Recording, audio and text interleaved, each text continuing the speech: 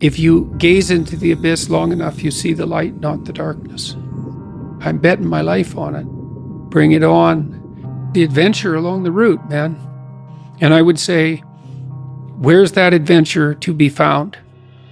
You don't want someone else's fate. Man, your fate's enough. And your adventure's enough. It's plenty. It's more than you can ever fully realize. And so that's also part of the reason that we all believe that the individual has some intrinsic dignity. It's don't be so sure that your position and your room is so damn trivial. It might be your attitude towards it that's trivial. And if you're in dire straits and dire circumstances, just look at how much opportunity you have to make things better. Well, maybe the same thing's true of life, right? You bind yourself to it. And the tighter you bind yourself to it, the more you find out what it is. And that's like a radical embrace. We're built to walk uphill. And when you reach the pinnacle of the hill, you want to stop and appreciate the vision. But the next thing you want is a higher hill in the distance, because it's from the uphill climb that we derive our value. Almost all the positive emotion we feel, especially the emotion that fills us with enthusiasm, that's experienced in relationship to a goal. And so in some sense, you want a goal that you can never attain. There's nothing that makes you more formidable than verbal competence, than being able to articulate, be able to think, to marshal your arguments, right? Aim yourself in one direction. And you might say, well, I've gone halfway down this path and I found out it's wrong. Well, how do you distinguish that from just giving up? Well, that's a really hard question, right? It's a moral hazard. But then the absolute is, yeah, but you have to play one of them. You have to learn to play one of them. You have to become an expert at least one of them. And then that's not a relative proposition. And I believe that's true. So you want to commit to something.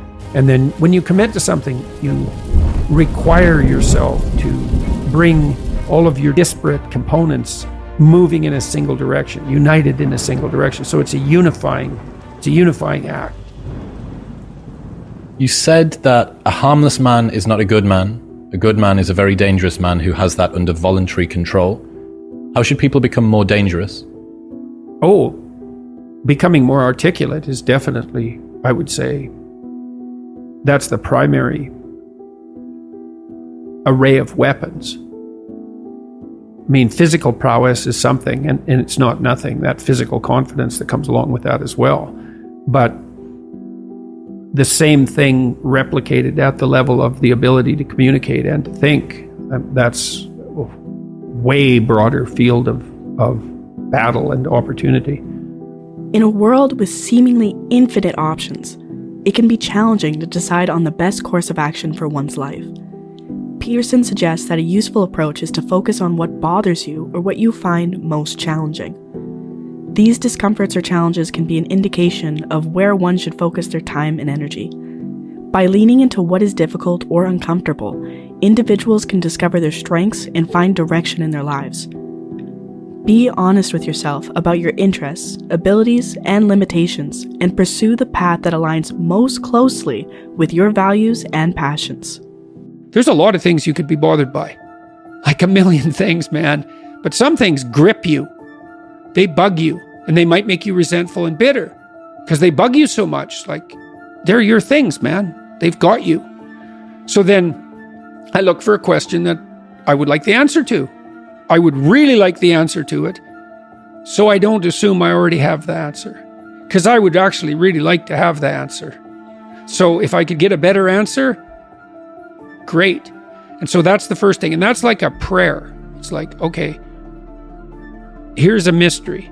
I would like to delve into it further. Well, so that's humility. It's like, here's a mystery, which means I don't know. I would like to delve into it further, which means I don't know enough already. And then comes the revelation. It's like, well, what's a revelation? Well, if you ask yourself a question, it's a real question.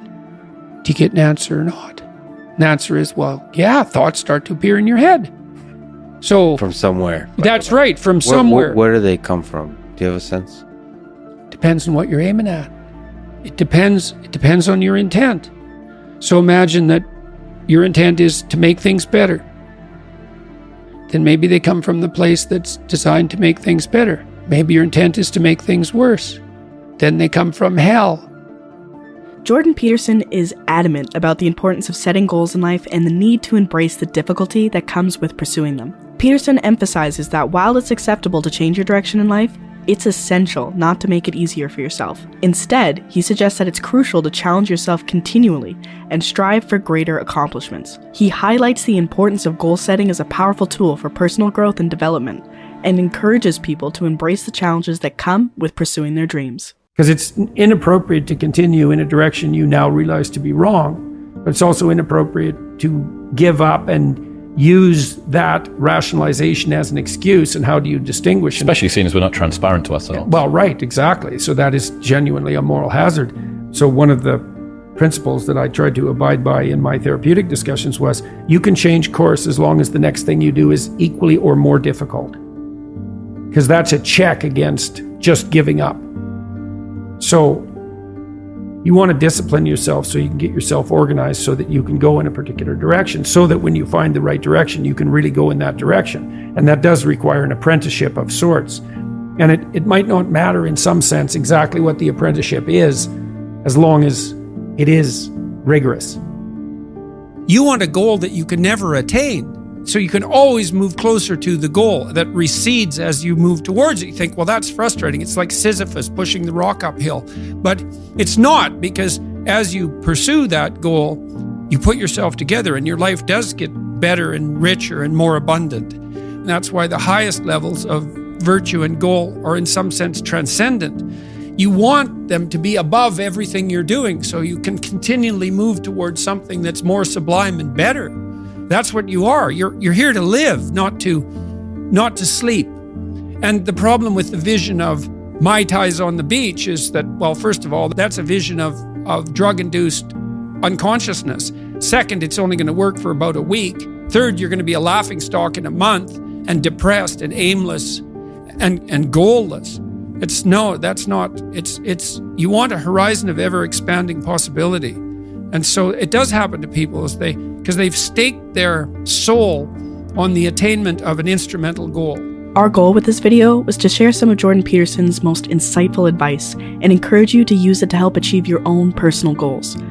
Whether it's setting ambitious targets, embracing challenges, or focusing on what bothers you, Peterson's insights can help create a path that is fulfilling, purposeful, and unique to you. With perseverance, dedication, and a willingness to take on challenges, you can achieve more than you ever thought possible.